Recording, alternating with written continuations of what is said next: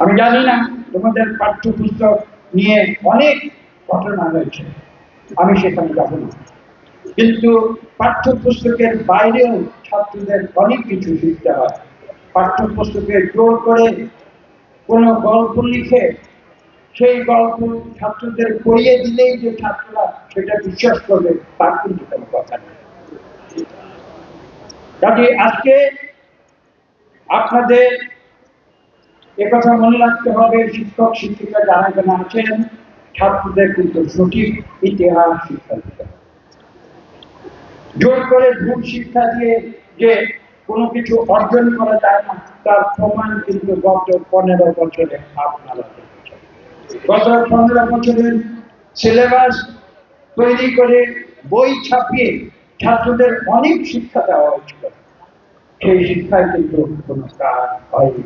সমস্ত শিক্ষা কিন্তু আমরা দেখেছি 5ই আগস্ট একদিনে উল্টে গিয়েছে, এবং আমরা দেখেছি 17ই জুলাই ছাত্রছাত্রীরা জীবন দিয়েছিল। এখানে যেদিন নরসিংদীর কারাগার ভেঙে যেদিন সবাই বের হয়ে এসেছিল, কারাগার ভাঙার কিন্তু একটি বিরাট একটি তাৎপর্য রয়েছে। আমি তোমাদের অনুরোধ করব তোমরা ফরাসিদের স্বাধীনতার ইতিহাস ফরাসিদের স্বাধীনতার ইতিহাসে তোমরা নিশ্চয়ই শুনেছ যে প্যাস্ট্রির কারাগার ভেঙে ফ্রান্সকে নতুন করে স্বাধীনতা দেওয়া হয়েছিল। আমরাও কিন্তু বাংলাদেশে তাই দেখেছি। মানুষ বলে যেমন 5ই আগস্ট এমন পরিস্থিতি সৃষ্টি হয়েছে যেন বাংলাদেশ আবার নতুন করে দ্বিতীয়বার স্বাধীন হয়েছে।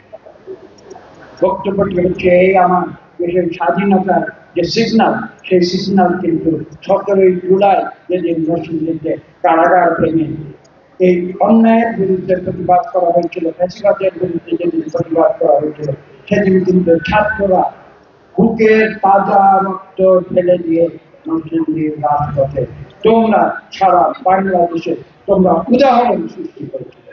আমি তোমাদের অভিনন্দন। কিন্তু একটি কথা আমি যে কথা বলেছি, তোমরা জাতির প্রয়োজনে রাজপথে নেমেছিলে, আজকে কিন্তু জাতির প্রয়োজনে তোমাদের ক্লাসরুমে ফিরে যেতে হবে। ক্লাসরুমে ফিরে গিয়ে তোমাদের লেখাপড়া শেষ করতে হবে, এবং সেই লেখাপড়া শেষ করে তোমাদের এই দেশকে সেবা করতে হবে।